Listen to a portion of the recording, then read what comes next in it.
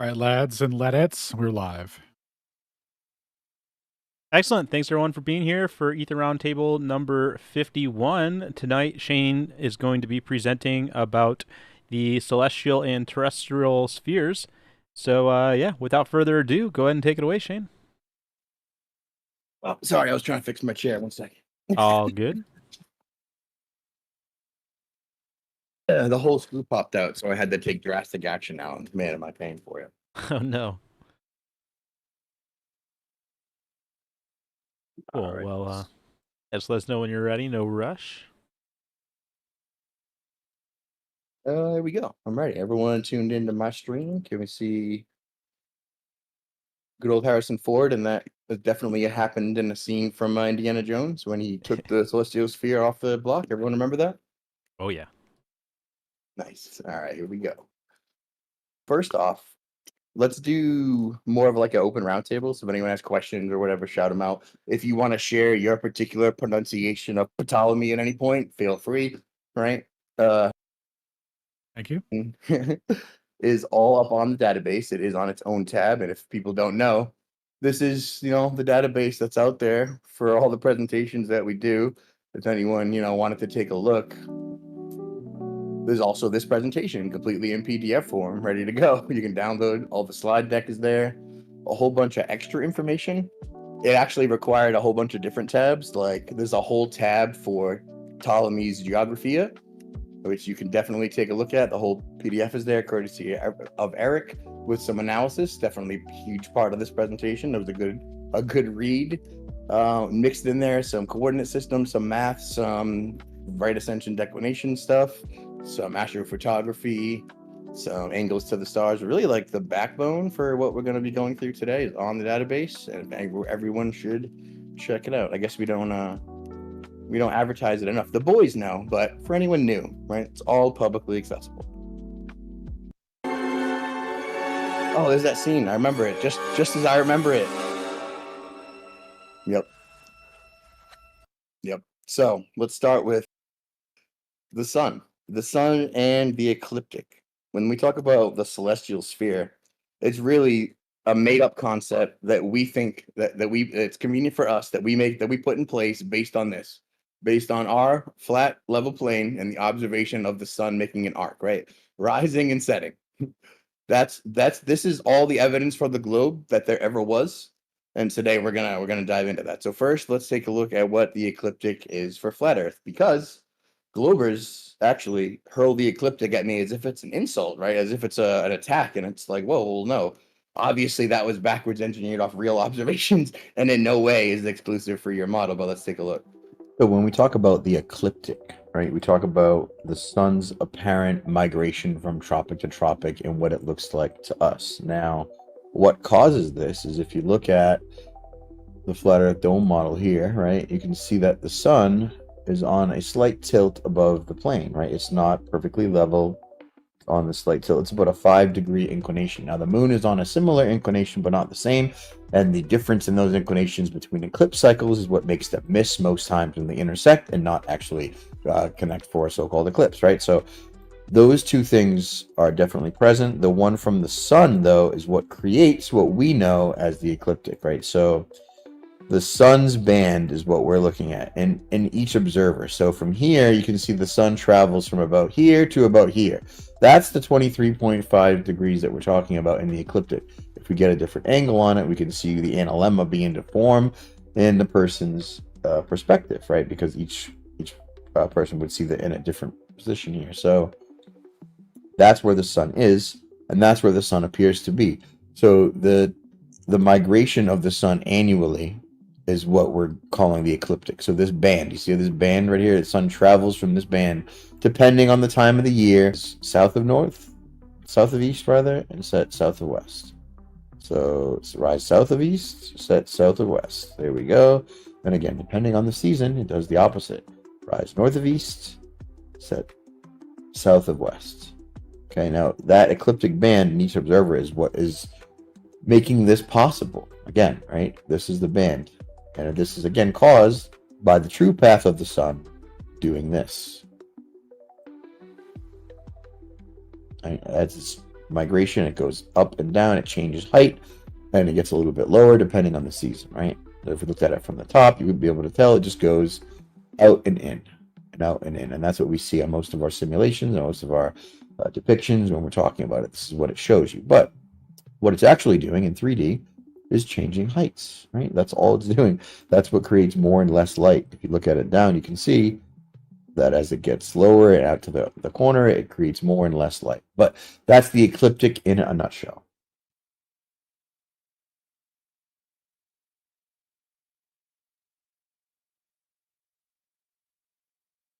Oops. Not a mutually exclusive proof of the globe, then?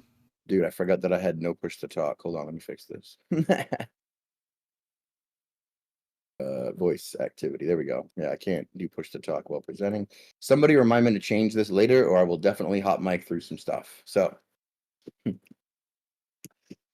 all the globe evidence there ever was is the ecliptic, right? The sun. We start with the sun, the daytime celestial sphere, but it is in no way different during the night. It's just this hemisphere that you view, and the celestial objects' path make arcs as they rise and set, as they would if you observe the world in a hemisphere or a half dome, right? Over here is the corresponding position of the on the globe Earth where it would have to be, right, for this to make sense. And that's crazy, of course. This is crazy. This is how it gets misinterpreted to be this, though. And from this, we get this. But everything is based on flat Earth, right? You can't have any elevation angles off an infinite tangent to a curve, whatever. But when we get into it, when we talk about the celestial sphere, we should probably try to define it. So when we define it, we should probably start with what they say it is, right? So we'll go to our good old Wikipedia. And when they say it, it's just an abstract sphere that has an arbitrarily large radius and is concentric to Earth. So they're very specifically saying, oh, it may be centered on the observer. Oh, okay. And all objects in the sky can be conceived as being projected upon the inner surface of the celestial sphere. Oh, that's interesting. It's interesting how it says that it can be thought of, right? It can be treated as, you can do calculations based on it isn't, but you can treat it in all practical world as if it is.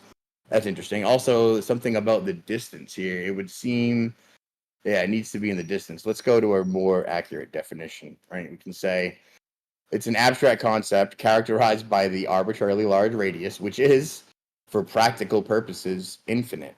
It's an infinite radius. You can't have arbitrarily large. That is in no way different than infinite. So when you have an infinite radius, that's flat. You're using flat angles. It's the same thing. The celestial sphere is essentially pretending that the Earth isn't flat and that the sky is, right? So it's doing an inversion of that, but we'll get right to that. It says that, right, if you set the celestial sphere to an infinite radius, you make the sky the planar geometry and the ground spherical. But in reality, you actually measure angles to the sky, making it the sphere, and then you lay a square on the ground because of its planar aspect to reality. So it's completely inverted. But by projecting stars and celestial bodies onto this imaginary sphere, they say they can simplify it. Oh, because then they get to treat them all as if they're the same distance, which in all practical uses, for every time they used to measure them and navigate by, they're all equidistant.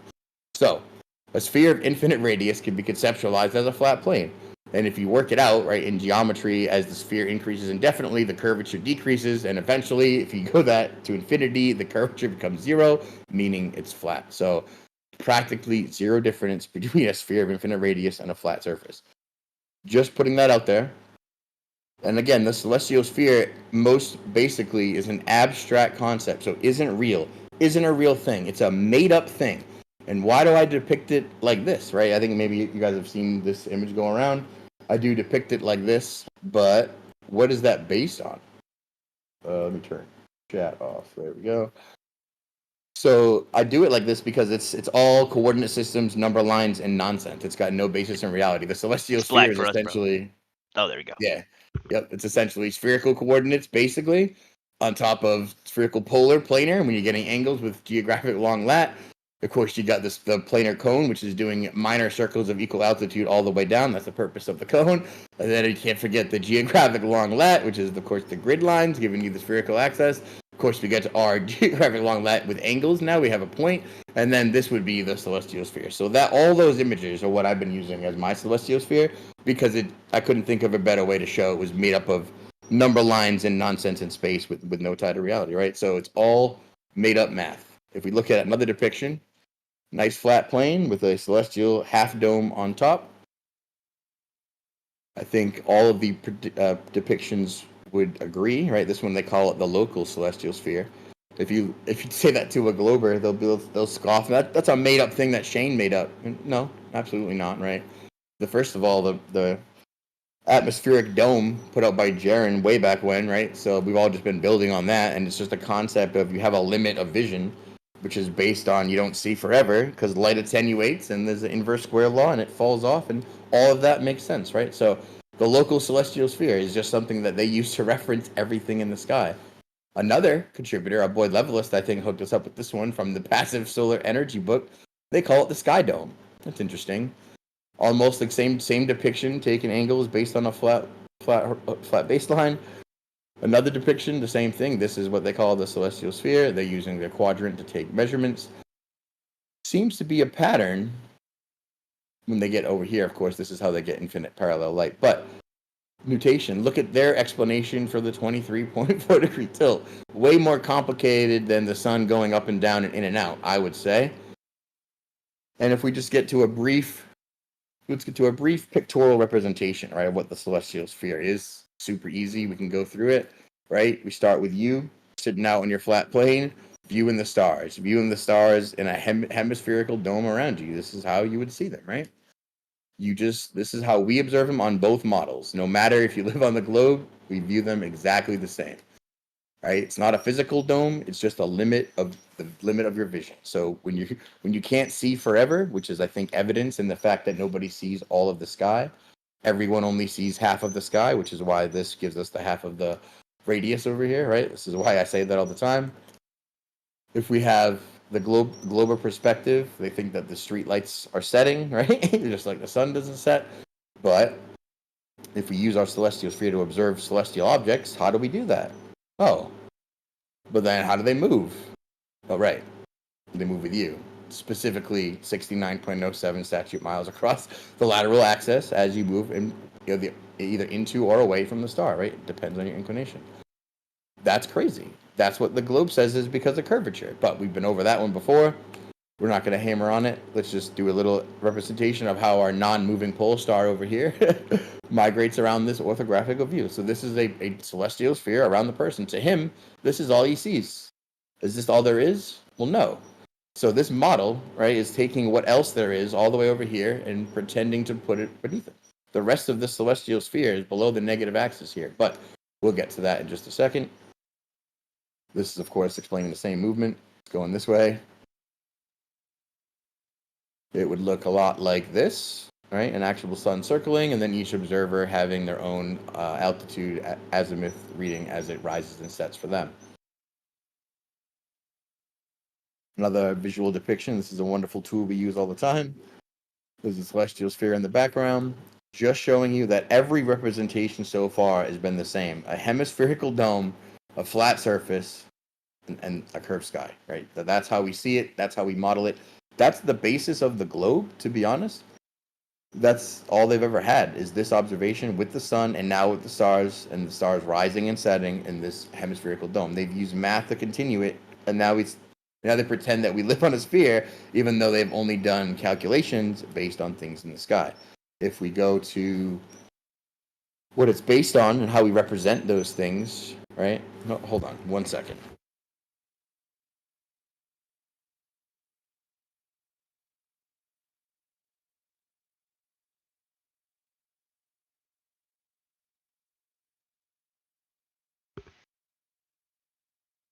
Do you guys know we live on a sphere of infinite radius or radii? Yeah. I've heard. Dog was being a dick. Yeah, you. All right. So we have Cartesian coordinate systems, right? It's how we're representing this in 3D space. We can do one dimensionally. Oh, fuck me. Hold on. I thought it was your chair squeaking when I first heard it. Dude, no, constant whine. Constant whine. He's went out 7 times. Hold on.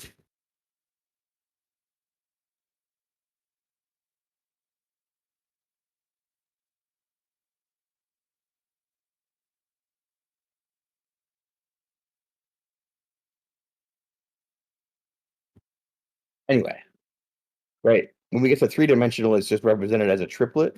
It's going to be super easy to go through later, but two-dimensionally represent rays in orthogonal. We do this all the time. You have an ordered pair, and one-dimensional is just 1 point. So these are just 3D number lines in space. This is how we're going to use coordinate systems to go ahead and map positions of things that we see, right? This is just another representation of what we just went over. X, Y, Z, X, Y, X, right? Super easy. And again, we would divide 3D space into a set of concentric spheres centered at the origin. This is what spherical coordinate systems are.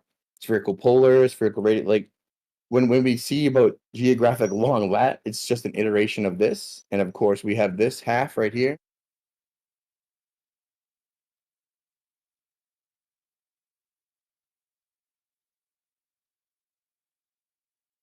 Let's see. So we had went over before. Alan went over Cartesian simultaneity, right? This is one representation of how we can do something, but it could easily be represented simultaneously without loss. In all of these coordinate systems, you can have Cartesian, cylindrical. I particularly like the conversion between these two. That was part of the SkyMile presentation. But it really just comes down to the same, right? When we're talking about coordinate systems and representation, these are all simultaneously equal, like relativity pretends to be, right? That's the actual relationship here. Actual simultaneity versus Actual. apparent. Nice. Yeah, the apparent simultaneity Nice. fails on its face. Here we have actual Cartesian simultaneity. These are lossless transfers. They're just different representations of the same coordinate, right? When we get a little bit into it, we're only going to get into the celestial sphere. We're going to do right ascension declination and some basic observations. So this is handy to know because this is what it's based on. We have the radial distance, so the radial coordinate is just r, I think, usually. Polar angle or zenith angle, all inclination angle, all measured from the fixed zenith direction. So that's just the angle off the horizon. And then the azimuth angle is just from north 0 all the way around to get a direction. So direction, a height, and a point. That's how you do it. It represents, it gets represented by these. I think that's rho. What's the other one there? We got rho for P, theta, and what's the other P? That's a phi. Phi. So rho, theta, phi. Cool. The reason spherical trig works because we observe a half sphere, right? And the difference between spherical trig and hemispherical trig, or hemispherical geometry and spherical geometry, is nothing, right? It's just a fundamental plane and a negative coordinate. It's exactly. Hold on.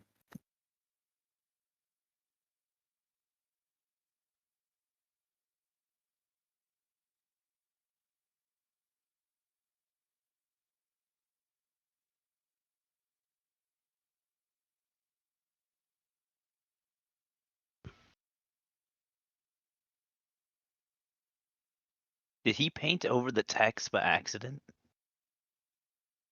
It appears so.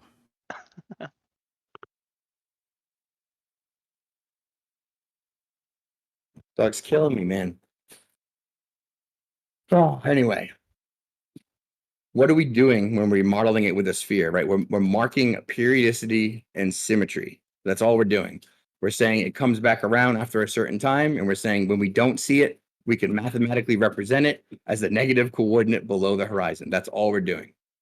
If we're using the coordinate systems, we can map observed positions, and we can extrapolate them to the unseen parts of the sky. That's the reason for spherical coordinate systems, because when you don't see it, you have no way to represent it except with math. And you do that with math by just inverting. When it goes below the horizon, you give it a negative measurement, a negative horizon, or a negative measurement, and that will denote exactly the periodicity with which it will return. So when they say that the globe math works, right, this is kind of what I think they mean. It does work. It will never let you down. You will predict this with utter certainty and perpetuity. It will never be wrong. Now, does that mean that the object is beneath your feet for the time that you don't see it? Absolutely not. You'll never like how it. Absolutely not. No. It just means that the time that it is not seen is based on a circumference, and that circumference can be applied equally. So when we get back to octave, it's just a way to represent a portion of a sphere. That's just relevant when we're doing down to a hemisphere down here. But if you see, the difference between these two is minimal. And the difference between these two is minimal. It just says above the XY plane, Z is greater than 0. That just means that everything is the same, except you have a negative axes for one coordinate, right? These all have negative axes, right? One goes this way for positive and negative. One goes left and right, negative, positive. And this one goes up and down, negative, positive. That's all negative coordinates mean. So again, back to the circumference value. It's all about the circumference. And the circumference, as we're going to depict later, doesn't have to be the sphere beneath your feet. It can actually be the circumference of the sun's path around the flat Earth, and they could be equidistant. And then all the explanations, all the observations that we have will follow with the same explanation. If we take a look at how longitude latitude currently works, it's based on the same spherical model that we were just looking at. It's got this R radius, this polar angle. If you look up here, the point that it's intersecting is creating the lower meridian circle that we pointed out later. This could be a cone. You can see if this was filled out orthogonally, it would be the same polar representation as we had before.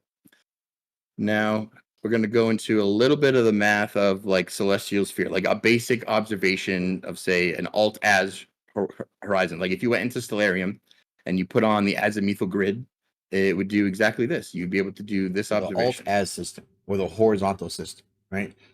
This would be the stereographic view of the night sky. The green line would be the local meridian. Purple is the prime vertical, spans east to west. The orange horizontal arcs between the points represents the altitude coordinate, right? So using just increments of 10 degrees, and the point of convergence is the zenith, right? 90 degree to the zenith, but it is unique to you, right? For example, if you're going to find Vega, you'd be like, hey, it's at 61 degrees, right? East of north, which means that's the azimuth measurement, right? 61 degrees. And then to find the altitude, which would be above the horizon, so it's 52 degrees. So then your altitude becomes 52 degrees. So the coordinate, right? 61 degrees, 52 degrees. If you want Regulus, right, it'll be west. Since azimuth is measured eastwards from north, we can subtract its westward angle from 360 to determine its current azimuth, right? Since it's 83 degrees, we would subtract that from 360. We would get an azimuth measurement, 277 degrees. Right, super easy. Now we got to use the altitude grid to find its altitude, which is angle off the horizon, and measures it 11 degrees. So that's how your local coordinate system works. But remember, this is specific to you. Right? It's constantly changing in 2 axes because the stars are rotating above everyone all the time. These are not static coordinates, right? These are horizontal. These are local coordinates. Meaning, if I called up Alan and I gave him, hey, my altitude is 21 degrees and my azimuth is 61, he wouldn't be able to see what I'm looking at. He would have a different marking for where that star is. So how do we get around that? Is they do the equatorial system, where they give you a great unifier, right? Where everyone has the same bisecting great meridian and therefore a universal baseline from which to measure. And then you can make comparisons that you can share with each other. So how do they do that? Well, they straight up take the fake the fake equator from the globe, which is marked from celestial observation, right? Marked on the Earth from the stars, and then they just project that upward onto the sky infinitely, and they say that's the celestial equator. So it's a perfect mirror. Using the equator and We'll listen to our boy explain. System. Now we can measure the angular position of any object in the sky relative to the equator, just like we would measure the coordinates of a location on Earth, with declination serving as the equivalent of latitude and right ascension serving as longitude. So it's the same thing. It's the same exact coordinate system, except now we can do universal coordinates. So when I say I make an observation, you can compare it to the equatorial system to do off the celestial equator, and then you can make measurements. So then what you do is convert from your local alt-az grid back to the equatorial grid, doing hour angle and all sorts of conversions, which we'll go over in just a second. This is going to be the other observation that we make, just using the other part of the alt-az grid. So if we find Regulus, right, it'll be west. Since azimuth is measured eastwards from north, we can subtract its westward angle from 360 to determine its current azimuth. Whoop, The equatorial system is based on a projection of the geographic poles and equator onto the celestial sphere, right? It can be thought of a celestial equivalent of latitude and longitude. Equator-centric, meaning that its angles are measured relative to the equator. unlike the horizontal system, it's based on your geographic location, right? The vertical angle is declination. Could just be dec, DEC, right? Comparable to latitude. Horizontal angle would be right ascension or local hour angle, RA or local hour angle, right? So that's local longitude. So we're looking right here as a bisecting great meridian, right? So all we have here is the great switcheroo. What we're looking at is how they've created this system. Because you only ever see a hemisphere or one half of a sphere in your observable celestial sky, if you create some math based on the circumference of that sphere, and you assume the sphere is beneath your feet, the math will predict when it will come back around with perpetual accuracy, right? It will never be wrong. That math will never let you down. In other words, if you just believe that whenever you lose a celestial object due to it appearing to set, if you believe that during that time it's beneath your feet, circling and coming back around, and when it comes back around to rise the next morning or the next night, we'll be looking at the sun or stars, that it was actually beneath your feet, the math will never let you down in that belief. The math will never let you down. However, it's based on a circumference, and that is just based on the presupposition of the object going beneath your feet for the rest of its journey and coming back around in the next time that it rises. But if you make the same assumption that it's simply circling above you, and for the time that it appears to set, it starts the portion of the circle where it's invisible to you, where you can no longer see it, as it circles outward away and comes back around to you, right? As it appears to rise and set as it comes and goes, that would be a circle of equal circumference, right? If you call that a circle of, say, 24,901 statute miles around that observer, then you would create a visible hemisphere of the exact same proportions, right? And you never know the difference. So if you just believe that the object's beneath your feet, then the math will never let you down. So the celestial poles and the equator, right? Things that don't actually exist but are thought of as conceptual to model things out. There's a terrestrial equator on the geographic graticule, right? There's not a terrestrial equator on the Earth. There's no land sphere on the Earth, right? Anyway, when we're doing we're dividing it, right? We have the projection of the celestial sphere, which is based on the great bisecting meridian unified by the terrestrial equator. Now, what that means is without the terrestrial equator being projected as the celestial equator, the local coordinates from people at different latitudes wouldn't mesh. You wouldn't be able to tell someone based on your, azimuth and horizon angle, or based on where you see a star, they wouldn't be able to find the same star at their local altitude, because you wouldn't have a unifying factor. You wouldn't say, based on the celestial equator, taking an angle off of that to find the same star. That's what this is showing you. This is why it's required. It's a unifying coordinate system, and it's just it's a conceptual model based on the assumption of filling out the bottom half of the observed hemisphere, right? So we'll just go forward a little bit here. The celestial equator is just a projection of the terrestrial geographic equator, right? You need a bisecting great meridian to create a spherical coordinate system, and that's exactly what this does. And see, North Celestial Pole and the South Celestial Pole creates points at opposite ends of the theoretical sphere, right? They never change. These are static.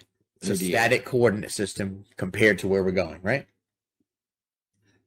Yeah, so it creates the zenith and the nadir, the North Pole and the South Pole, right? This is a conceptual antithesis to this. It's all that is, because you have what's in the red down here is effectively never seen by anyone, created entirely by math, and you can use this to predict the path of objects when you don't see them. That's the only purpose of this. No one's ever seen it. It's not real.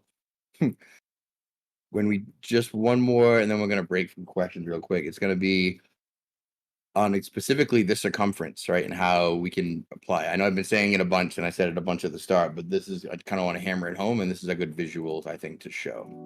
So what do I mean when I say the circumference of the circle is the same in either case? Well, if we take a look at our flat Earth dome model here, and we take a look at, say, this hemisphere representing what any observer sees at any given point, and we pretend that, say, we continue this and we make a sphere, and we call this, the local celestial sphere, and we give this a circumference, And then we say we compare it to this larger track that the sun makes around the whole flat Earth, say that this also has a circumference, and say that it's the equal circumference of this. This is the time it takes the sun to go around here is the same time it takes the sun to go across, set, come back down, come around, and set again, right? So if we did it like this, so it rises, it sets. Now it doesn't, if you pretend that it's below you, it goes circle back around, and it comes back up again, just like that, right? So I'm saying that the circumference of this is equal to the circumference of this. That is all that I'm saying. That's what the celestial sphere is based on. It's based on math, predicting the path of a pretend object with math that doesn't exist, that isn't beneath your feet, but it's using the math of the continuation of what you do see, which is this arc, this half sphere. And if you just use the math to continue it, you will accurately depict, describe, and predict this path exactly. Right. So that's a lot. What do you guys think so far? Any questions? Crushing. Doing great. A good visual too, bro. So I tried to make it a couple different ways, try to talk about it a couple different ways. Because this, like, when I realized this, I was like, oh man, that's how they got the globe. And I want to try and convey that to people, how it's just like, if you understand this part, then nothing about maps is scary or intimidating for flat earthers. Nothing about sky observations is scary or intimidating. In fact, we own those things, right? Because when you relate to the stars, right, we can do that too. But then you just know that you're not actually measuring the shape of the earth. You're calculating everything based on the sky, which is, I think, my whole position. I mean, when they're invoking the infinite radius, right? They're just, it's very obvious. Well, one of these things has to be a plane, they're attributing it to the sky, but then they take all their measurements from the ground as a plane. They even call the ground, that bisecting meridian, they call it the fundamental plane. So isn't that tricky? It's just, right? it's very, it's quite a switcheroo. I can't believe I haven't seen Indiana Jones before. I'm going to have to watch it after this. I had no idea that he stole the globe coordinates and swapped them out. That's crazy. Dude, it happens just like that in the movie, I swear. Indiana Jones and the Stolen Globe. Couldn't figure out if he should steal the celestial sphere and leave the globe, or steal the globe and leave the celestial sphere. And then I remembered, doesn't matter, right? Because they're equal. So Nice. So good.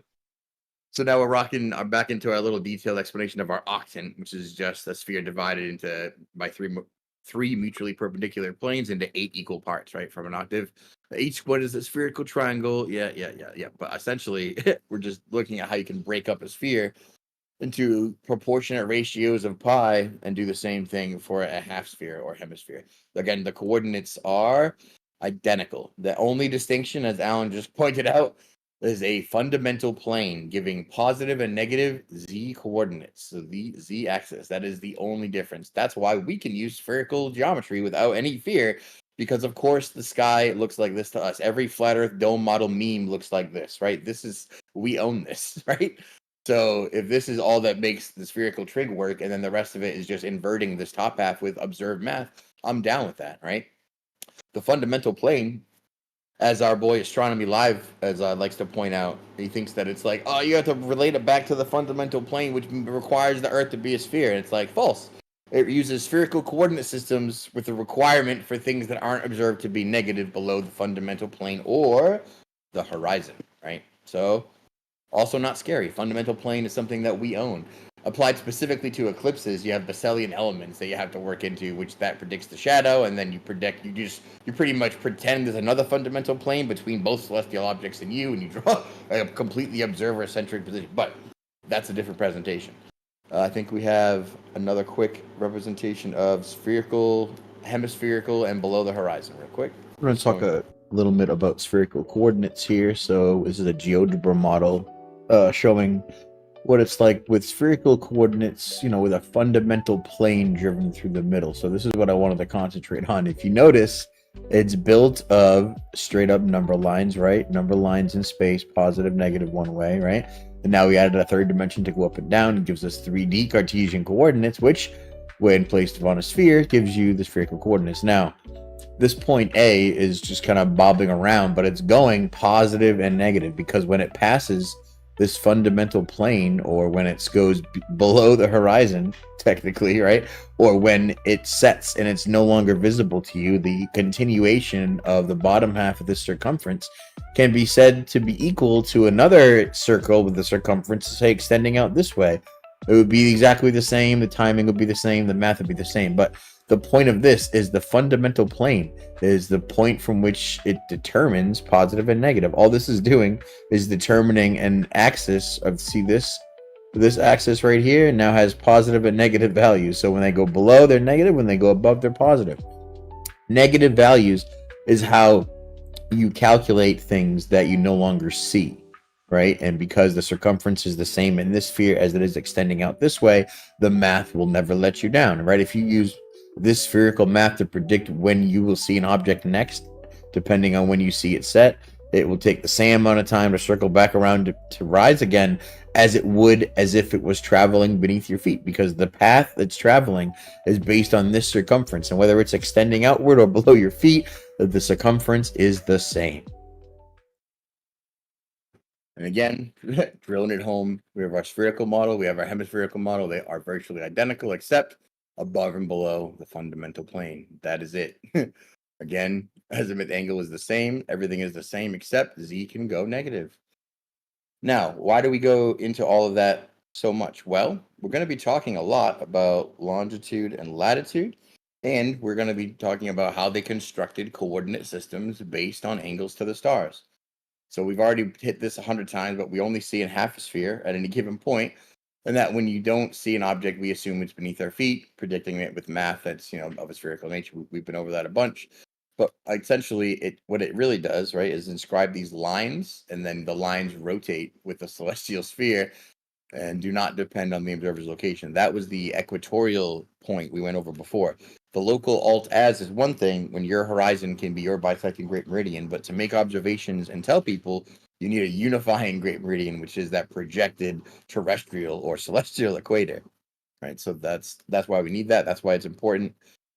And if we go into our longitude latitude section, just know here's essentially my position on it, right? It was reverse engineered from observations of the sky, particularly Polaris. Latitude is synonymous with Polaris's elevation angle in the northern hemisphere. I say this all the time. Has nothing to do with the actual physical shape of the Earth. You're calculating things on the Earth based on the position of things in the sky. The spherical Earth was imposed on flat plane measurements through correction angles, meaning geodesic surveying, which we're going to go into a little bit at the end, because we need to know how planar surveying is one thing, but how geodesic surveying takes the planar measurements and then makes all sorts of corrections to the same long lat system based on angles to the stars. So they go to measure the Earth, they look directly up, they correct their Earth measurements, and then they get a sphere at the end. And essentially what we're saying is the curvature of the Earth is a on-paper illusion created by astronomic and geodetic measurements, artificially aligned. We're going to get into that a lot too. Astrogeodetics, where they combine measurements of the stars into measurements of the ground. Now, why would they do that? Well, for cosmography, of course, so they can have positions and make observations. So, again, back to our angles based on angles to the stars. Looks like an upside-down bowl, right? But we think of them as lying on the surface of a sphere. We saw that in the definition. They actually have to pretend that they're on the inner surface of a sphere because they're all equidistant. And again, we went over this as imaginary lines, right? If we go to our latitude definition, the old ancient definition just meant breadth or width, right? Latitudo, before we got it into globulary definitions and we started to mean, actually, it could only mean from a sphere, which is where we're at with it now. That's what it used to mean, and that's what all these people would say that it meant, right? And then you go into longitude, it meant length or duration. Longitudo, right? And now it's east-west positions, essentially. The length of the known world or breadth looks a lot like this. As we went over in the very beginning, here's what we see. Here's what we create with it. Here's what we see. Here's what we create, right? Here's what we see. Here's what we create. Now, my argument is that it's much simpler than they're making it, right? This is what everyone is based on, and then everyone is calculating based off this, right? We have celestial meridians and spherical coordinates, but this is all anyone in the history of the world has ever observed. Everything else is assumed. Now, back to what it means now when they super globed it up. It's actually it's a geographic coordinate that specifies the north-south on Earth's surface. Surprised it didn't say curve there. It says it measured in degrees from 0 to 90 from the poles, right? And then the equator is at 0 latitude, dividing Earth into equal northern and southern hemispheres. The bisecting Great Meridian at 0 degrees. And then down here, each degree covers approximately 111 kilometers on Earth's surface. Well, that is a inflected linear relationship, 69 miles per degree, as we went over before, but that would necessitate a curve for them, right? Because that makes that's their linear relationship that isn't linear. And that's how they get things like geodetic latitude. So not only do they get to redefine the word, they get to redefine it in globular flavors, but they have to stick to the geocentric part anyway, right? The angle between the radius from Earth's center to a point on the surface of the equatorial plane. All these spherical coordinate systems can't get by without them planes in the middle, right? What is your spherical coordinate system without a bisecting Great Meridian? It ain't nothing. You don't have one. So again, now the globular longitude definition, right? They mean specifically ties it to the globe. They try all sorts of ways. They say it's measured in degrees and east to west from the prime meridian at 0 degrees. Call meridians. They run north to south, right? And they converge at the poles. Oh, longitude proves the globe. How many times have we heard that? Because it converges. Well, do they converge? Does a longitude line exist? Do you know where it is? Or are they all calculations based on angles to the stars? Let's go back to our definition and let's see what they're used for today, right? Like if we have a map, then it's projecting a coordinate system of longitude and latitude. We say that all the time. It's not the coordinates are not a map projection. Longitude, lat aren't a map projection. They are themselves the infrastructure from which you can create other projections. You can't project a map that doesn't have longitude and latitude in it. And when you put them together, what do you get? The graticule, our good old graticule, our gridded network of longitude, latitude. Now, of course, because of its nature, it requires a bisecting Great Meridian, meaning it is, in fact, spherical. Can there be a non-spherical graticule? Dunno, never seen one. If we look at what we were talking about before with our basic distances, we have our nautical mile comparison because distances like nautical miles and even haversine are based on angles to the stars, so they remain consistent. Doesn't matter if Earth is actually a sphere or a plane. Distances based on things calculated to the sky remain the same regardless. That's why they use them all the time. And that's why they did the convention back in the 1800s of converting statute miles to nautical miles. So we don't see that as finding the equivalent nautical mile. No, what they did was find whatever statute miles equaled nautical miles so that everything is based on nautical miles so that everything becomes a ratio of a terrestrial baby meridian. But we've been over that a couple times as well. Before longitude, how did they measure anything, right? Like the whole story of longitude and the Board of Longitude in 1712. Like how did people get by without it? And then, oh, you didn't need it at all because it was equinox. You could just make an observation of where the sun was and then knew where their solar noon was and then use that to mark noon. And then everyone could base it off of that. That's crazy. That's crazy that nobody needed longitude. So then why would they have invented it? Right? It's a natural method to determine longitude with a line with a specific meridian. Or you can see where the solar noon is, right? So during an equinox, which twice a year, the plane of Earth's equator, let's give them that, passes through the center of the sun, or the ecliptic lines up on equinox, right? Results in the sun being directly above the equator, and then the equal light for everyone, and then you have determining longitude for solar noon over here. So sun crosses the local meridian right there at the highest point, and then that point, if you get the exact time of solar noon, then you can compare and see exactly where everyone is. But that's a crazy way to do it involving longitude, right? If we go to why we went over all of our longitude measurements here, because longitude and latitude are what is present in every map projection. So do all maps project the globe? Currently have an open debate topic on this exact thing. If you think so, please debate me. I would love to go over this. We're not going to go over it a lot right here, but the answer is, does every map project the globe? No. Now, every map projects coordinate systems. The most commonly projected is the geographic coordinate system, lat long. Every single map that you've seen, probably, that's of a world nature, is projecting these coordinates. So all maps are projecting the coordinate systems. No maps are projecting the globes. What are projected coordinate systems? Well, present on Earth using Cartesian coordinates, choice of a geodetic datum. Well, when you have coordinate systems that are tied to nothing, it needs a datum to be tied to reality, right? Any good surveyor will tell you that, and they take basic datums based on their measurements, right? But for us, datum is a geodesic datum, which means you can't have a spherical coordinate system that isn't tied to Earth measurements that conforms to this shape. Most commonly, WGS 84, NAD 83, NAD 27, these are all spherical geodesic datums. They're so spherical that they compare their oblateness and flatness all the time. And they have spatial referencing system. These are all different enforced spherical geodesic datums. Now, you might say, well, no, they have planar surveying and then they have geodesic surveying, and geodesic surveying measures the curve.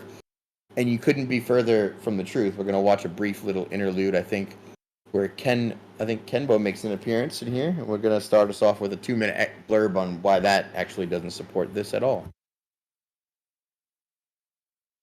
The equatorial system can be thought of as a Oh no, celestial what happened? equivalent. The equatorial system can be thought of as All right, my video didn't pull up.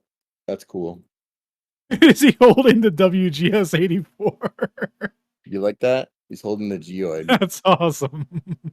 Man. He's holding the gravitational potential correction model. Very nice. Well, the punchline is they correct a bunch.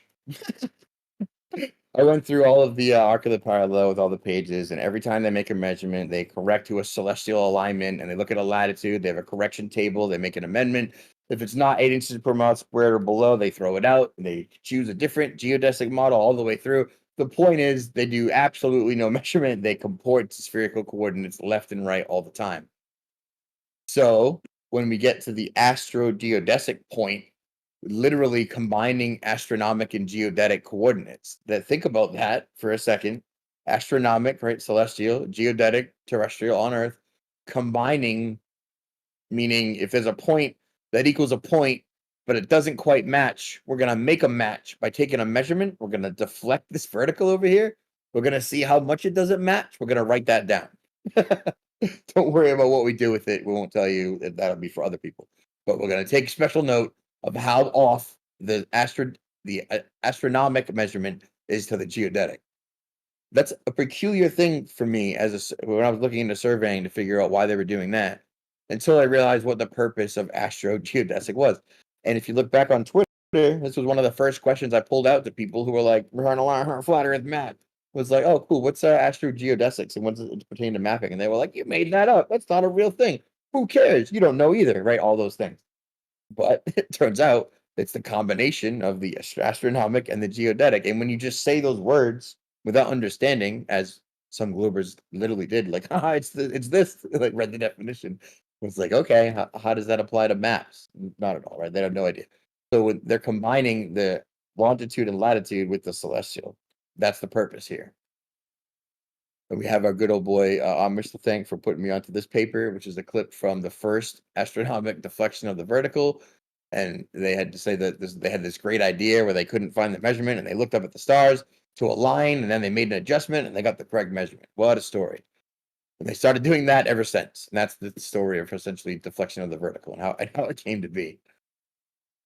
So again, a couple more depictions. An astrogeodetic datum, right? An orientation, meaning that the geoid and the ellipsoid, that's the terrestrial, are oriented so that the sum of the squares of the several deflections throughout the geodetic network are made as small as possible, meaning they're taking multiple points of the station and they're trying to make these as small as possible, meaning they're trying to align them as closely as they can to the celestial alignment, right? If it's off, they correct. That's how they get this.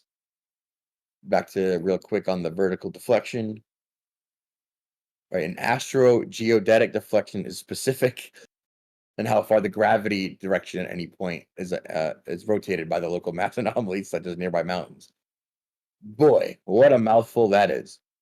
An astrogeodetic deflection, this is when the plumb bob, right, gets pulled by a mountain that's near your measuring. You have a total station or theodolite, and you have a plumb bob, and your plumb bob is not level, and your reason that it's not level is because you're near a mountain, and that mountain has mass, and that mass is pulling on your little old plumb bob enough to make it not level. That's the actual definition of this. This is crazy.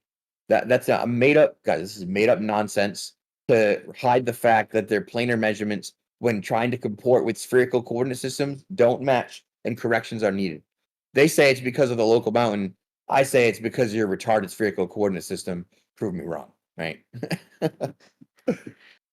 They hit it a lot under that. The equipotential, the gravipotential equipotential difference all over the earth is something they hide all over, right? It's big in Australia. They blame lots of stuff on it.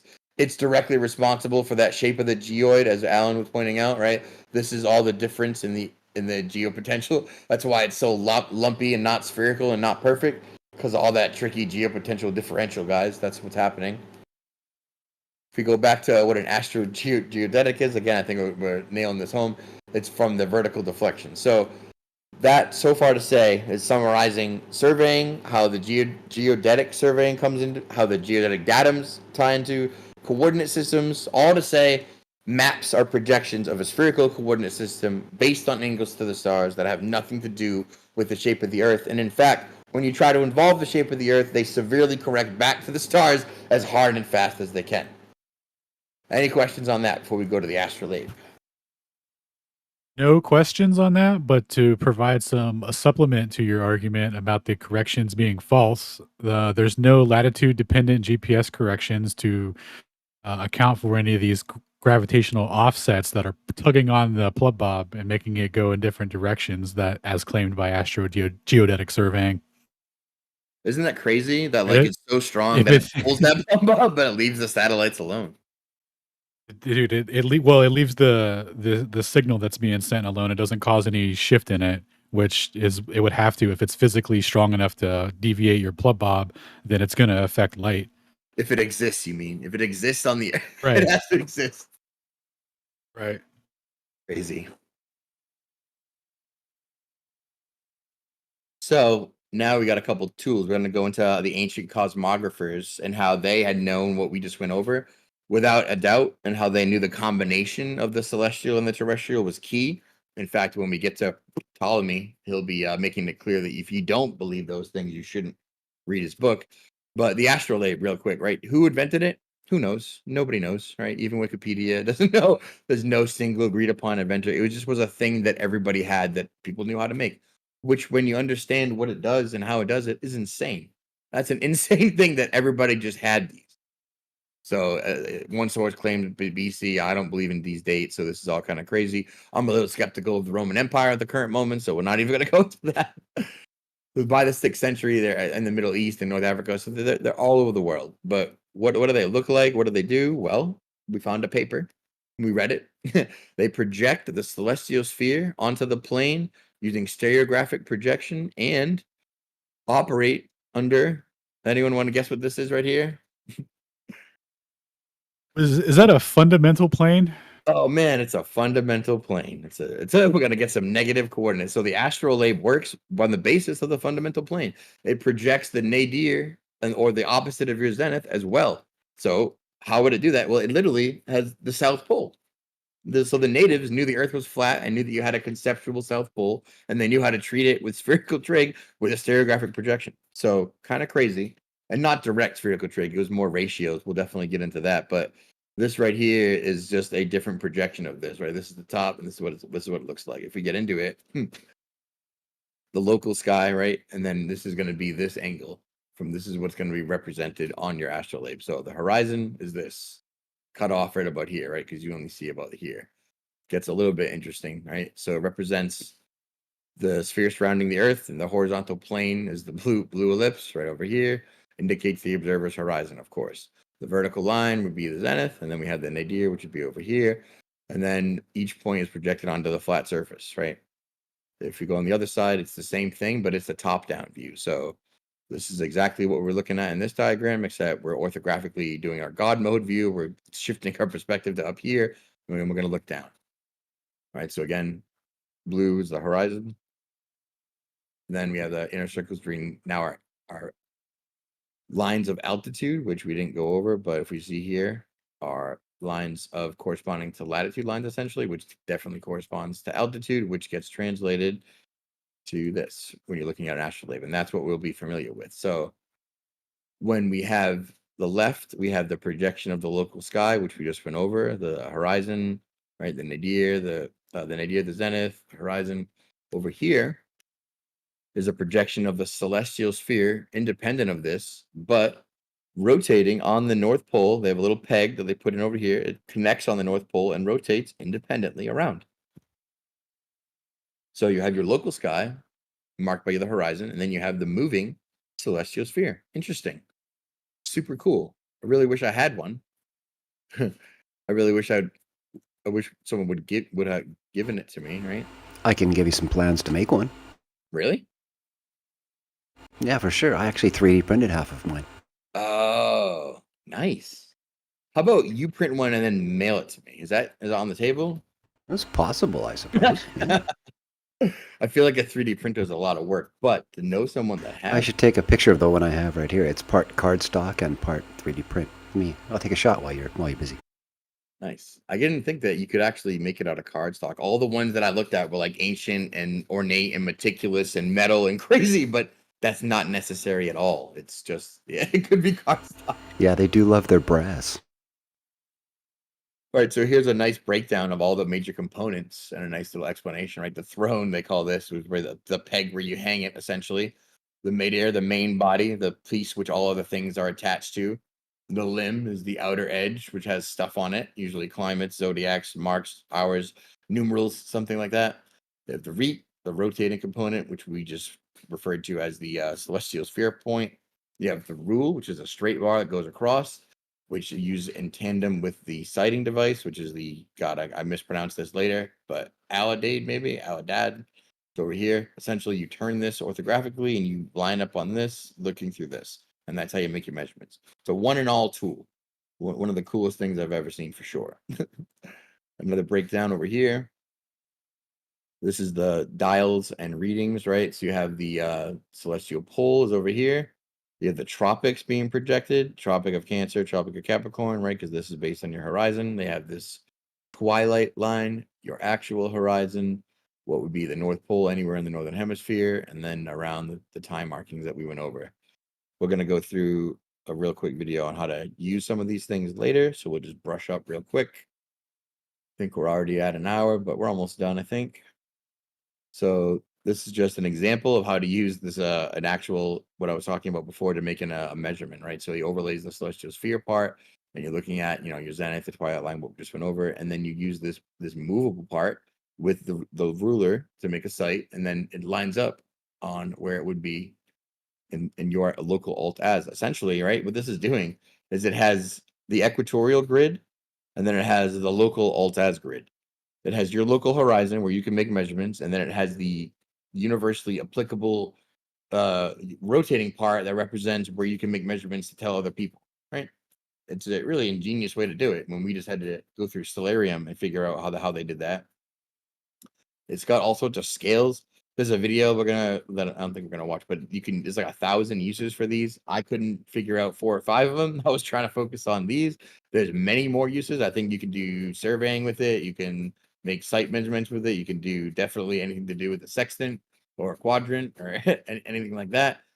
This one particularly has the 12 zodiacs, which has a particular name that I forget at this point that I thought was interesting because it aligns with the 12 winds of Hildegard and the Æther wind model, I think. But we'll go into that later. It has an unequal scale for hours, which is very interesting. Essentially, for converting time based on other people's solar noon, which is what it would have been in ancient time, right? On equinox, they were aware somehow and knew that they were taking their quote longitude measurements using that. Oh, whoop. Go back to this one. So again, just the scales some more. We have it's a close up of this. This is the zodiac wheel. We can see it over here. They set the Adelaide at 52 degrees, which means that they moved it all the way around and they made an observation and they aligned it. And then they're going to follow the pointers over here to where it would show them.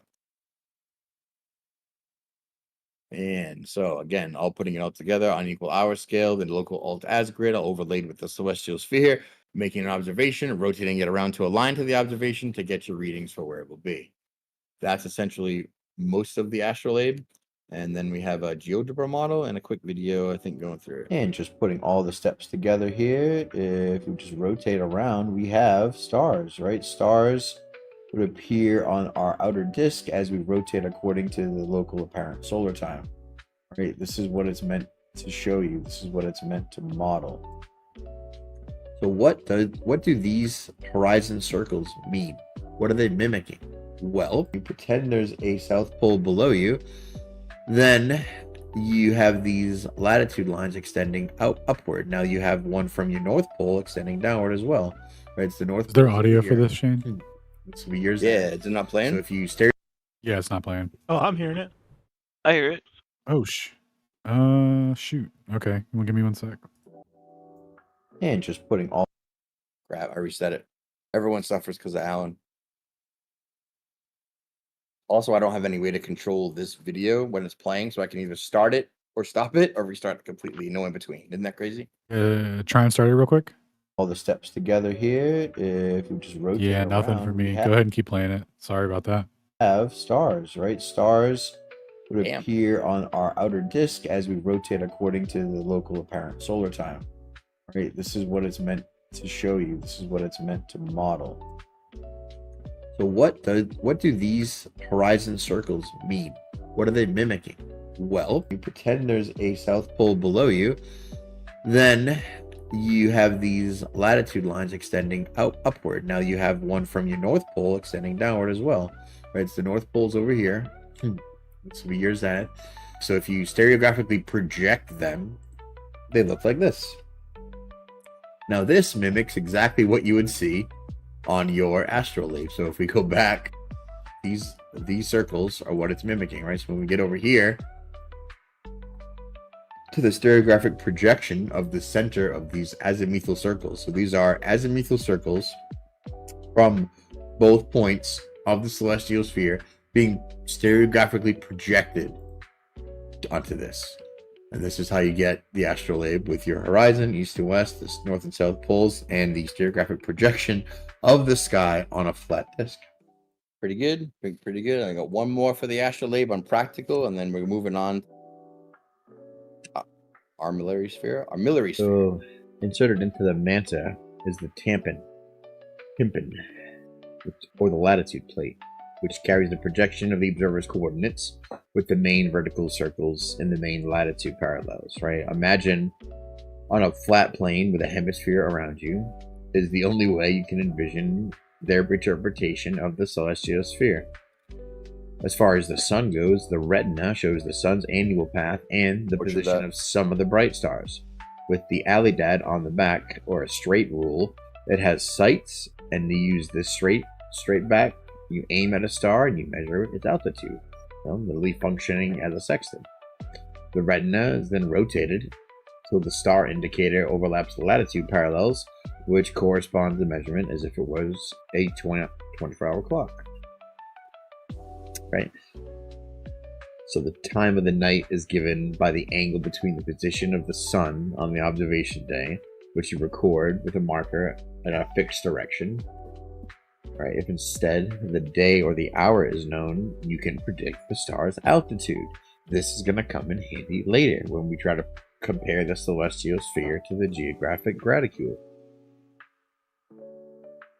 So for any day, right, you can determine the time of the heavenly bodies rising, culminate, and setting. Right? Now, other than that, it has 1,000 uses, and here's some of the other ones. It's the projection of the sky for a specific latitude. This one particularly is for Istanbul. If you look at the back, it's the horizon line right here on the base plate, surrounded by precise altitude circles, which can vary, marking the sun side above the horizon, and the meridian showing the midday and midnight. Right, so right ascension declination. On the top of the base plate is a movable plate showing stars and constellation, and then a ring, which is the movement of the sun throughout the year. Right, it's labeled with dates-ish. So he's trying to say once you read it from 54 degrees above the horizon, then you turn the Astrolabe to find the 54-degree circle on the back, right? Then you find it and you mark the date around the outside of the circle, which is etched on the ring that represents the sun's path. And then you rotate the plate until the date aligns with the mark. And then if you take a piece of string from the center of the Astrolabe through the aligned points, you can read the time from the rim. So the line functions like a hand of a clock. And right now it's 4 minutes past 2 in the afternoon, right? So that's how that works for that function. Super cool, super interesting. Boom, Astrolabe. So all the ancients knew of the celestial sphere, knew how to project it, knew how to represent it on a flat device.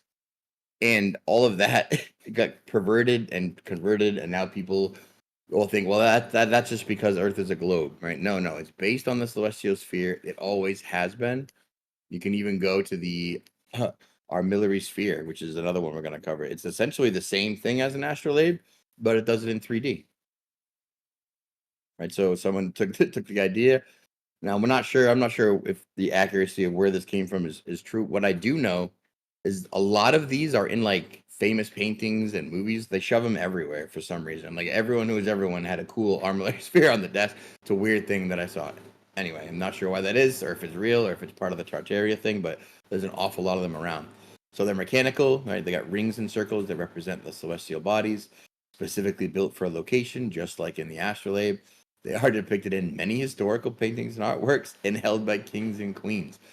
Weird, right? It's not like a scepter, but always in the background.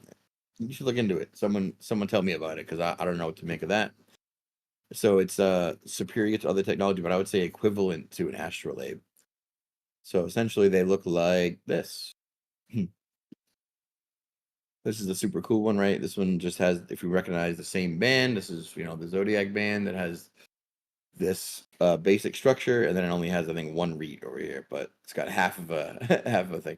I'm not sure why they would need this over an astrolabe. I think it's just because it has a spherical globe in the middle. Another good one looks like this. If you think about it, it's probably how they built the solar system, right? Because they kind of used this one to model it, and they just kind of put armillary spheres together.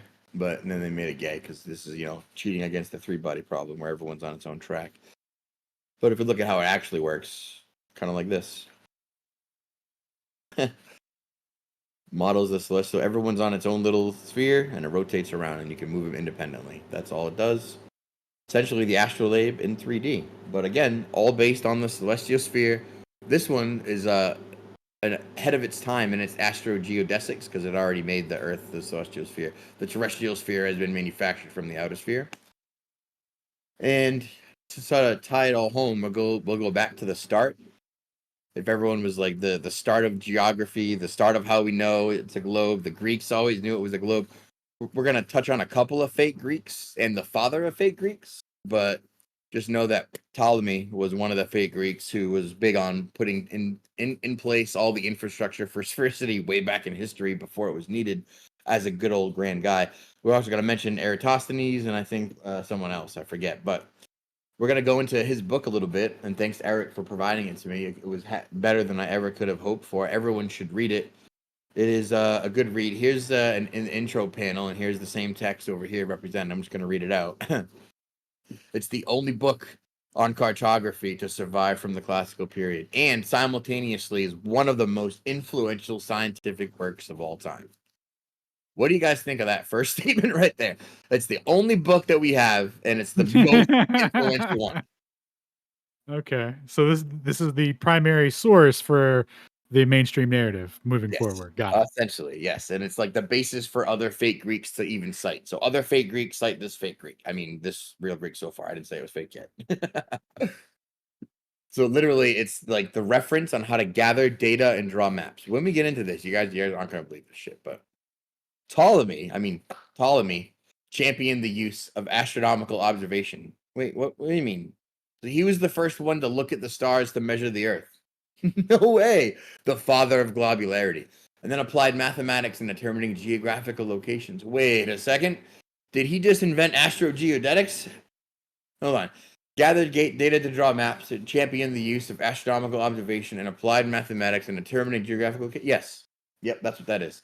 Okay, so they attributed astrogeodetics to him. He invented it right here, and it's the first page. Haven't even done anything. So, more important, introduce the practice of writing longitude and latitude for every feature drawn on a map so that someone else possessing his wonderful text and father of everything could reproduce Ptolemy's map at any time.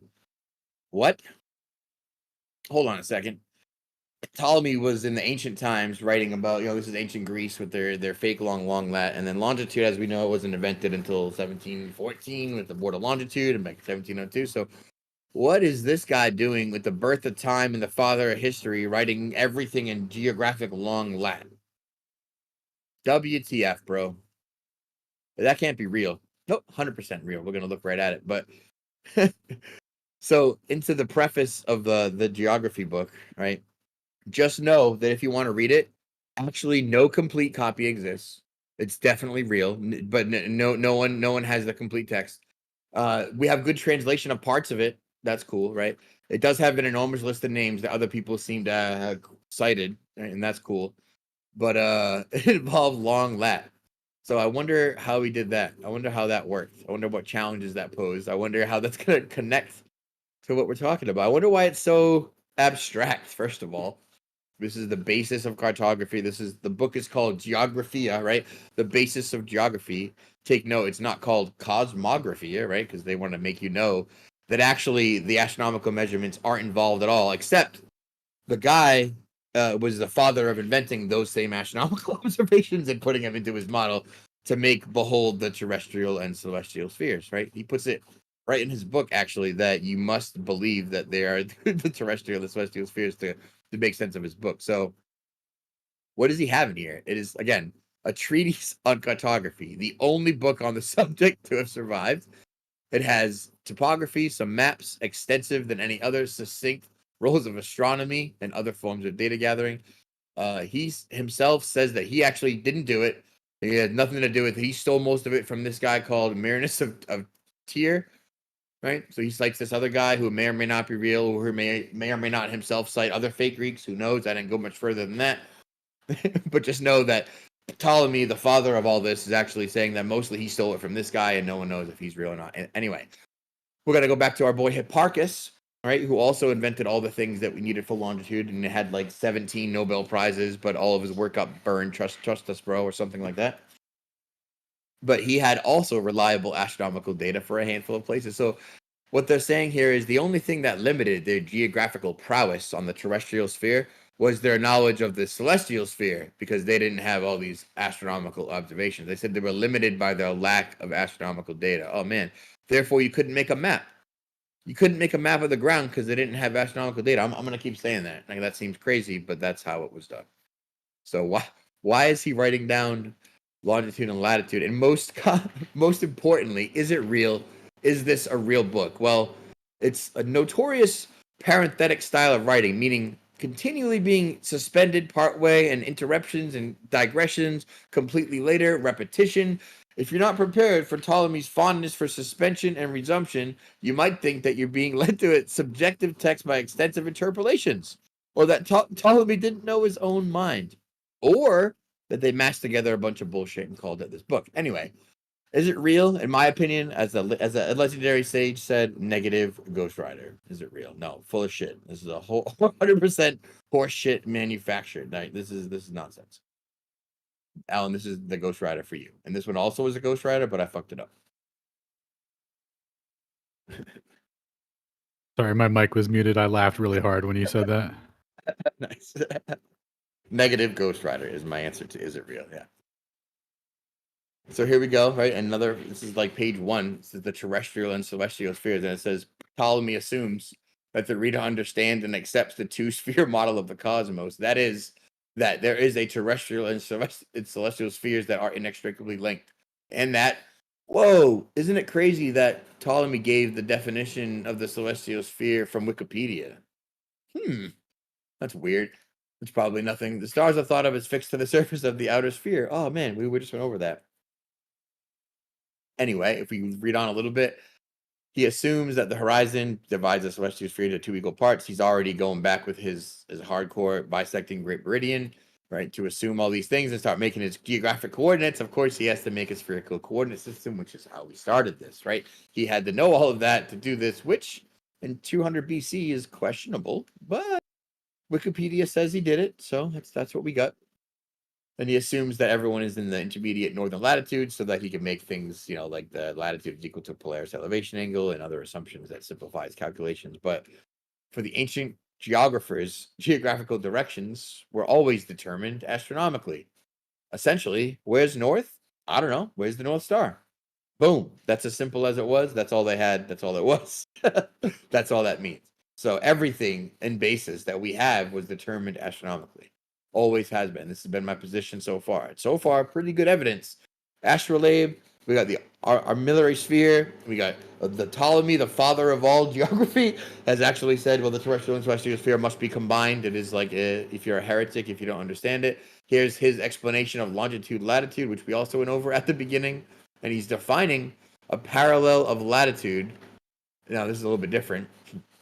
As a circle on the terrestrial sphere parallel to the equator, meaning that he can have equal altitude angles, right? So anyone on that latitude has the same elevation angle. That's what he's talking about here. Kind of clever if it was real and if he did that. Another thing, he's seemed to be accessing Wikipedia, or Wikipedia is accessing Ptolemy. One of these things is true, but here's a picture from his graticule, as Ptolemy came up with a graticule way back when. Interesting. Of his second projection, which looks a lot like this projection and looks a lot like this projection, but is different. Don't worry. And he invented these, 3,000 years before these, so don't worry. These are different. And this one shows the resulting graticule, which is a pseudo-conical projection. It just means that there's a variation on the other map projections. As we know, we have many map projections. If you go to the database page, there's several there, and what he had was a pseudo-conical, and we'll see, boy, that's not even a big deal. You got tangent, you got conical, you got pseudo-cylindrical, you got pseudo-conical, you got pseudo-cylindrical, you got pseudo-azimuthal, you got regular, you got partial ones, you have ones that take polyhedral things, retro-azimuthal. Doesn't matter. There's all sorts of projections of the celestial sphere onto the plane, and that is what all of these represent. When you're looking at these distortions from the tesseract matrix, these aren't distortions of how the globe Earth is distorted on a plane map. It's distortions of how the celestial sphere is portrayed on the planisphere, right? So the Astrolabe did a better job than the globe Earth. But if we move on, in Ptolemy's book, oh look, Ptolemy had an armillary sphere. Guys, look at that. Isn't that crazy? Who would have thunk it? And he didn't have an astrolabe. Nope, he's a big boy. He had the armillary sphere because Earth is a globe, and he knew it, right? That was the whole thing. I don't know if I buy that, but if we look at his book on what he did have, literal chapters and chapters and chapters and columns and pages of geographic long lat angles measurements. Crazy. Let's look at some. Like, the whole book was this. It's just lists of towns, places, points of interest, and his version of long lat to help the lads in the future who were going to come down with the long lat later. He knew that you'd be able to convert his long lat to our long lat, but I wonder how that would happen, though. I wonder how you would convert his measurement to our measurement. And we're still going, by the way. We're still in, like, this is like the third chapter of straight up GPS long lats. And the book father of geography and the father of the terrestrial and celestial spheres, Ptolemy. So, interesting trick, right, is how do they use longitude? Well, equal to 5 on the parallel road. So they had a ratio of a great circle, and they used this quaternary measurement to break down measurements. So they knew that 40,000 stadia of latitude to 72,000 stadia of longitude. So they use this, and then you can say to convert it. So they use a ratio of this to do longitude, which, again, this whole thing is fake, but this is the story of how they had longitude before they had longitude, because it was in stadia. If you do the math here, right, you can just say that, oh, well, this is the whole measurement. You can just do the 360 ratio. You can get your conversion factor. You can say, well, stadia measurements are just in degrees, and then degrees equals stadia because I've defined a metric and a straight up equivalence. And then you can all day long convert degrees to long lat to stadia, and it makes no difference. So it's like, wait a second. So someone could have invented a fake metric of stadia, converted modern measurements and coordinates to this fake metric, and mathematically, no one could tell. Is that what I'm saying? 100%. That's what I'm saying, and that's what I'm saying happened. Now, real quick, all of these fake Greeks and their history on Wikipedia are backed up by other fake Greeks, and in particular, a dude called Herodotus, who I actually read about a lot in my college class. I read a bunch. That his style is crazy, right? Myth and legend gets mixed. That is what I remember of reading the so-called histories in classics. Is that it's myth, legend, and history all mixed in one. Who can tell if that was a god or a hit? Like that's the history, right? Homer, the Odyssey, the Iliad, the Battle of the all of these are stowed in myth and legend. But if you this is the father of history. That's his name and title. He wrote in myths and storytelling about gods and legends, but he's the father of history. Just pointing that out because this is the guy that backs up Eratosthenes, Hipparchus, and all the other fake Greeks that we were mentioning. However, I wonder what shape Herodotus thought the Earth was. Just kind of a fun fact. Seems that through all his histories and all the way that he described things on his word of mouth and oratory transcriptions, he always described the Earth with edges and at the end of the world, and considered Earth to be a flat dish with defined edges, and literally inferred that the sun was an east, and if you didn't, that you were a retard. A little quote, but that is what he said, right? Strongly held a flat Earth view. In fact, he made a map, and it looks a lot like this map. It looks a lot like an azimuthal equidistant North Polar projection on everything that he knew. But who's to say?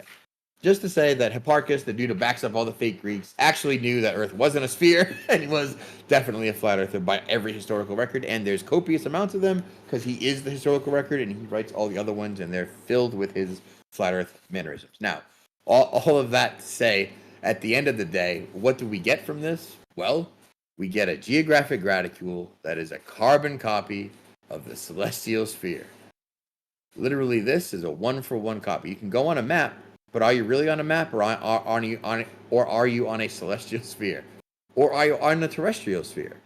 Or are you on none of these things because all of them are made up based on math and coordinate systems? That's a trick question. The answer is the last one. So, essentially, when we're looking at stars over flat Earth and right ascension declination, declination will be the angle of the latitude that this appears to the observer, and then right ascension will be the time, right? We need the time component for when it appears at a ground position. It'll never change latitude, but it will rotate around the Earth and change at a ground position. So the final piece will be combining all this into, I think, a script. We're going to take an observation from Stellarium. We're going to plug in the azimuth and the altitude. That's it. And the program will show you where you are on the globe, geographic graticule, because that's how inextricably linked they are. I can tell you based on a star where we are. Now, that wouldn't be possible unless everything I'm saying is true.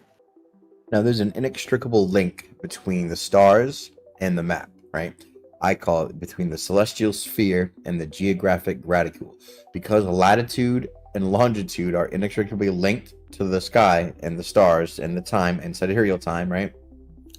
You could look at a star, you could take an azimuth, meaning directions, 0 being north, and you take a 360-degree reading from there, and that's your azimuth, and then an elevation angle, which is just its angle of incidence above the horizon. If you take just an azimuth and elevation angle of any star, then we can tell you where you are on the graticule. So I put it into where I'm at, about, let's see, Massachusetts. Here, let's try here. Yeah, Massachusetts, and I'm going to look up, I'm going to find this star. I'm going to run my program on this altitude and elevation. So this is in, right ascension and declination, but let's convert that. Let's do quickly the program here. So we'll give it a run, and we'll say it's at 45-ish azimuth, and it's at 54-ish degrees.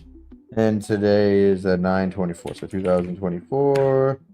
Was it months? So 9/22, and it's 2/13, 14/13. Now that gives us a plot of the ground position of the star that I just saw. So what that is giving us is this, right? So what it has just by an azimuth and an elevation of a star, when I look a little bit north, so here it is, and it gives you the ground position on the graticule of where that star is. Now the time is necessary because you will have to know when it's going to be over a certain point, like when that ground position is going to rotate depending on its latitude around the circle. Essentially, this dot is going to rotate around here depending on the time is when it's going to stop over here.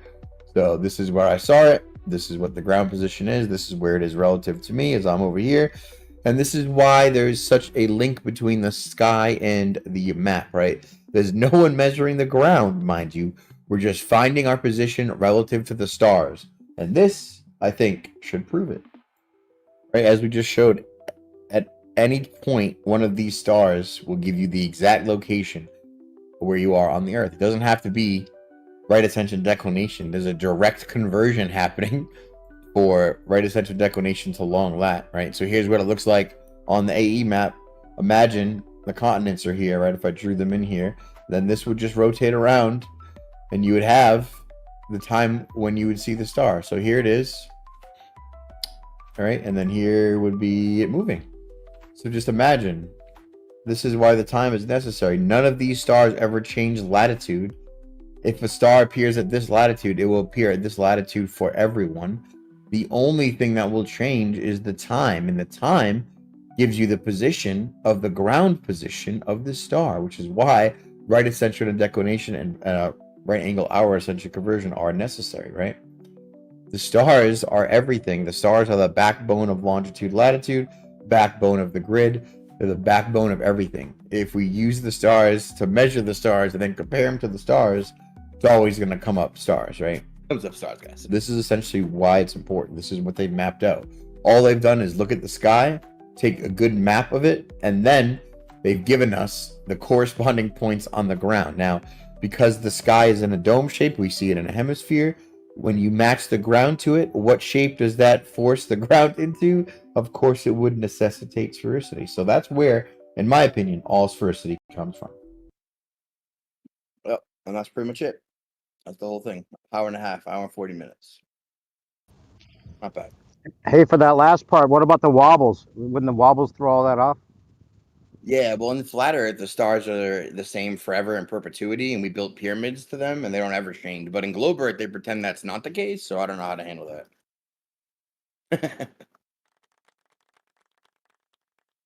they're equidistant, but not equidistant. They're at different distances, but the same when we calculate, but different when we try to talk about them. Get crazy. Dude, great presentation. Yeah, that was great. A lot of little Fantastic. recorded videos. Thank you for putting that together. Amazing. Also, as I told Alan, halfway through it, I got very distracted, and I built 78% of a different presentation on electricity. So that'll be after whatever. Not next week, but the week after. Can you guys hear me now? Yep. Yes, sir. Oh, much better. So in the main chat, I posted 2 pictures of my Astrolabe. It's a little ghetto, but it's still got some detail. You can zoom in and see what it looks like. I hear it printing.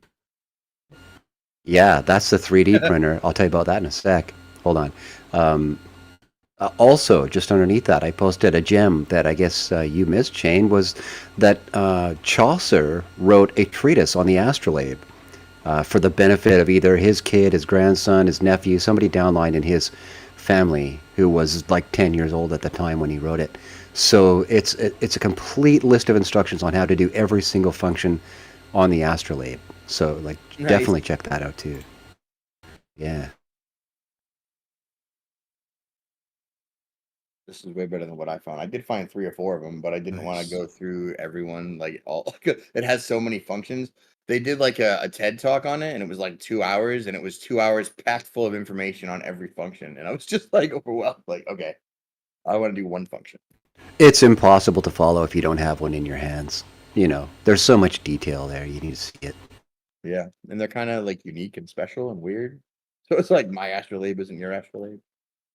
Well, yeah, when you go to buy them online, I think it's the REITs that they the back panel behind the skyscape that you spin on top, the plates that go underneath that on the front, they sell you a set of them based on your rough latitude. There's going to be one for 20 north, 40 north, 60 north, 65 north, or something like that. Where generally where people accumulate in the northern hemisphere, you can buy a set of plates when you buy the Astrolabe, or you can get a southern set, that kind of thing.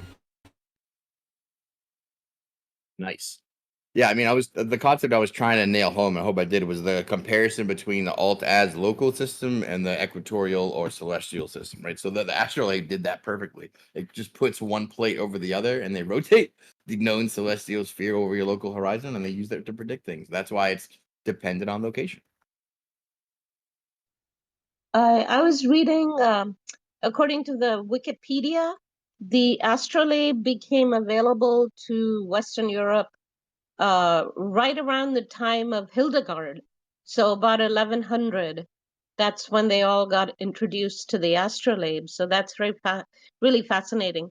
And I was just wondering, I should look into it, but I wonder, like the very earliest astrolabe ever that has been recorded, I wonder what the numerals were like. Like you mentioned, Shanji, you mentioned that there were numerals. And I'm assuming that the astrolabe that you were showing us was a more modern one, so would have like the modern numerals. But I wonder if the very earliest ones might have had Roman numerals. I'm not sure. Yeah, I said time-ish because they vary so much that I couldn't even make a distinction that they were all time or all zodiac. Like there was so much variance in what it was displayed and incremented as. There was like letters, it was Roman numerals, zodiacs was one, straight up pictures. It was weird. So I didn't know what to call it. Like it seems to vary a lot, I guess.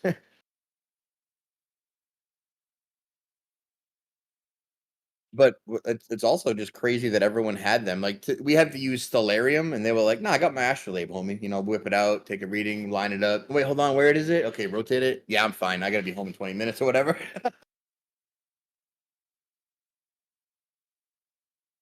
Like you had a pocket watch. Like, nah, they got Astrolabe hanging on the ship or whatever. Oh, yeah, remember I had mentioned to you that Pierre Abelard and Eloise, they named their son Astrolabe.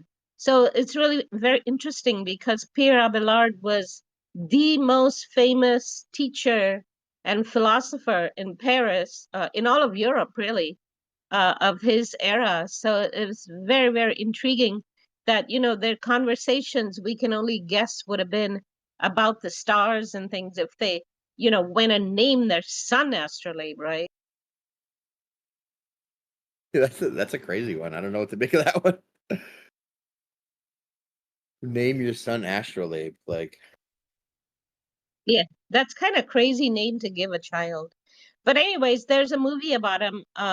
We should see it sometime because you lads remind me of Pierre Abelard's students.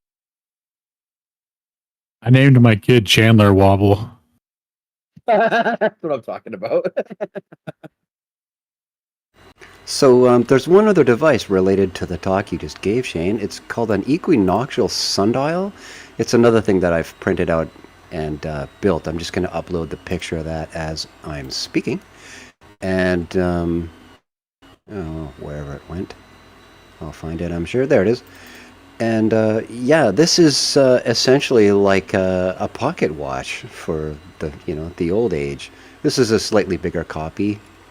And I'm also just right underneath it, the write-up that I posted on my very own channel on Telegram, where you'll find cool things like this.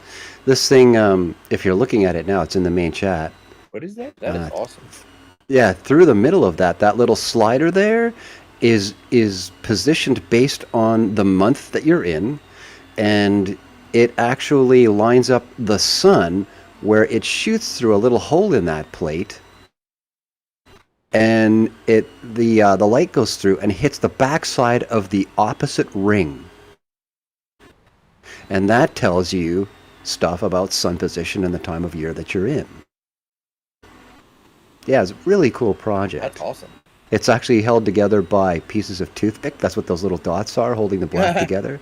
Those are exactly 2 millimeter holes. And my toothpicks worked really well because they're hardwood. But yeah, enjoy, man. That's another cool thing that you can build. Dude, is anyone else convinced that Stone's 3D printer is actually Terminator from the sounds that it just made? Dude, when he reveals what it's printing, dude, I can't wait. And it's printing something. Yeah, for sure. Bum bum bum bum bum. Well, I'll tell you now then. Stone G, you What are am- what am- multi-talented. Stone G. Thanks so much. What I'm printing right now is the final part to my Marinov motor prototype 1.0. Now that I've got all my parts in the mail, my magnets, those are going to be 4 inches long, half-inch thick, quarter-inch wide, or half-inch wide, quarter-inch thick mags at 4 inches long, and little teeny bearings to run it on that are outside diameter 5 millimeter to give you a taste. So yeah, I've been printing around the clock for about 3-4 days now to get all these pieces done.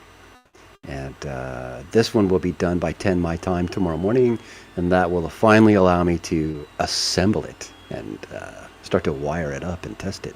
Rah. What are your That expectations? Marinov motor.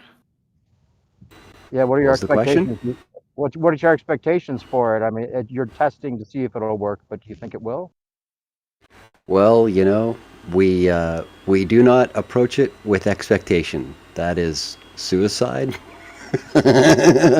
we have only hopes and aspirations and objective observation of what people have already built.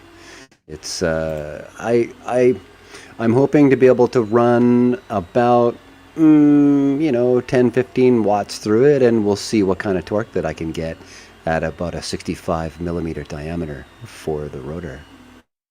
It's going to be very interesting. I also I don't know, you'll see more of the design when I've got it built, but I did circulate to Alan on the sly a little piece I did in designing it. I did a flyby kind of view, sort of like a surround view of it in SolidWorks, and I'll post that now. It's almost the same. I had to modify just a couple things ever so slightly about it after the parts arrived, but I'll post that next in the main chat so you guys can have a look. Nice. I'd never heard of the equinautical sundial for sure. So I've it's like you missed one. I'm like, Yeah, oh, yeah? it's the equinoctial. Equinoctial. It's at the I think it's right at the top of that text chunk I just posted. Prototype of the equinoctial sundial. Yeah, Oh yeah, it was kind of fun to make. At it. I still couldn't pronounce it. Good try. Good try. Good try.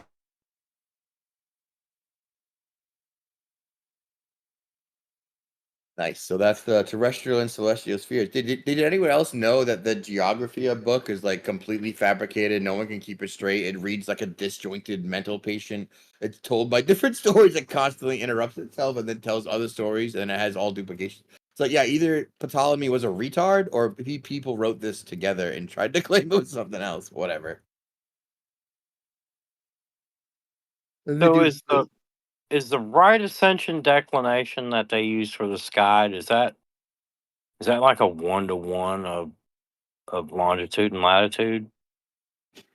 I mean, essentially, yeah, but you got to convert it. You got to do something like a right angle hour thing because you got to convert time to longitude, essentially. So you got to do a little bit of conversion math. But yeah, they have like antipodes, right? For every point P on the celestial sphere, there's an equivalent long lat. For every long lat point, there's a right ascension declination, right, with it corresponding to a right time.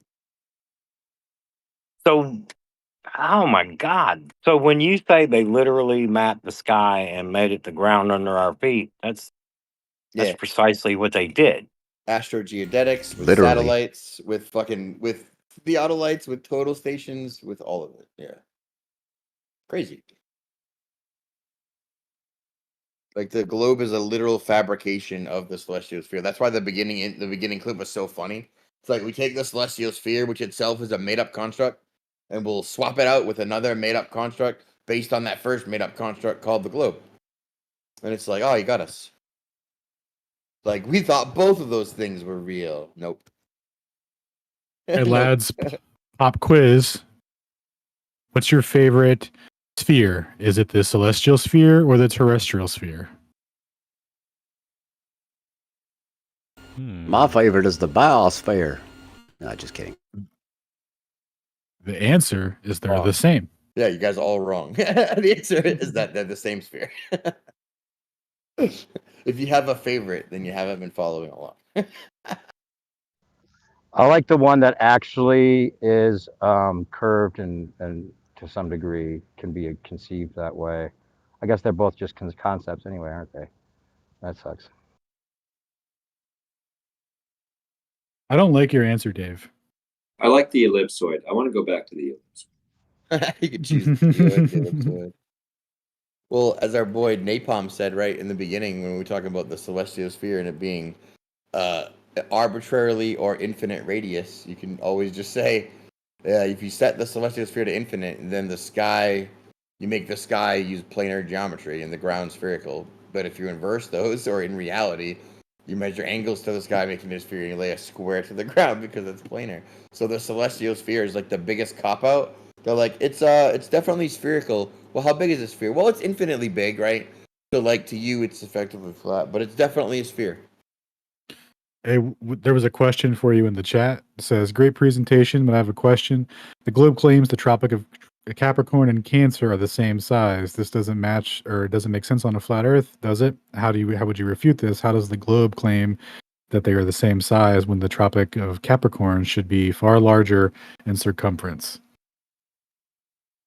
First of I think all, you covered that, didn't you? yeah, the globe isn't actually measuring it. The graticule certainly claims that the both of them are the same, right? And the flat Earth, it would definitely have a bigger outer tropic. However, with the map and the projection of the geographic long lat, it's all the same. So on the geographic graticule, they're the same. That's the answer.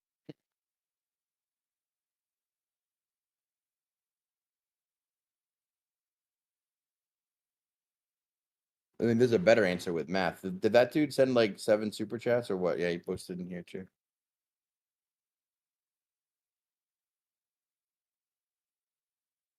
Wanted to know about that Grady.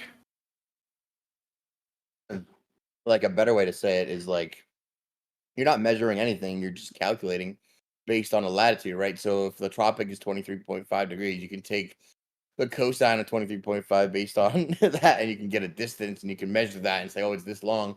Actually, but you didn't measure anything. You calculated it based on the coordinate system that we started with, right? And you can do that for any latitude, and you can never get off your couch. So did you measure anything, or did you calculate it based on the sky again?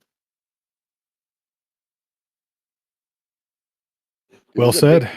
It's a big problem with distances. Like, how often do we measure distances? And it's like never. We calculate everything everywhere, so it always matches, fortunately.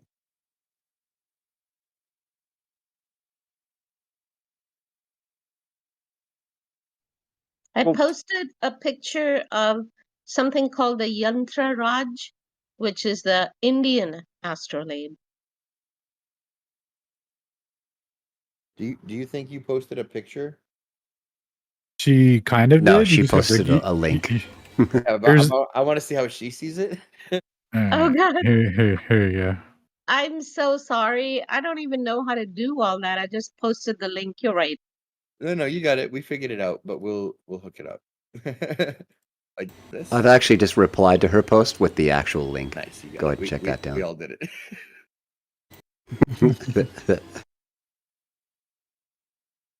You get the message across. The point is, you communicated effectively. We understood what you meant. Well, thank you. I'll just erase my post and we'll leave Stonegee's on. Thank you, guys. So, nope, leave it. What are we looking at, Liliana? I can't read any of this. That's the top side of an astrolabe. Yeah, so that's the celestial sphere portion on the local portion, but like, what do the markings say? What are those no? A lot of those are names of stars. I'm so sorry. I got so excited when I saw it that I just quickly linked it. I didn't even really look at it. So. Okay, so then in the picture that Alan posted, around the ring going across below center, those will be month names.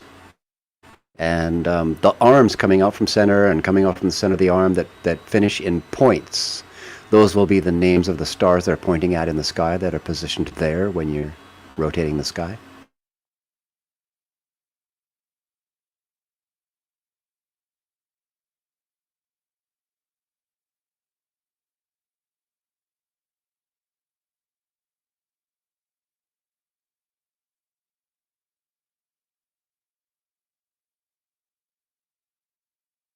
Yeah, it's crazy. Absolute silence while everybody studies the picture. I love it. Yeah, no, I talked to my mute button. No, I forgot what I said. I'm sure it was insightful and like enlightening. But I forget. It's forever lost now. I think I was saying, I've looked at so many of these that I can just like, I can tell what it does, but I don't know. Like, the markings are almost negligible at this point. Check your volume slider there. Your mic slider, Shane. It dropped all the way. Sorry, though. Sorry.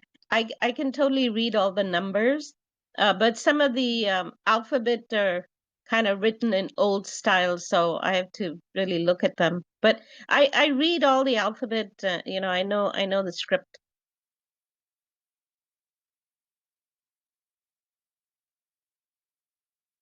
Nice. Scripting generally on the outer rings are either are zodiacal constellation names or the month.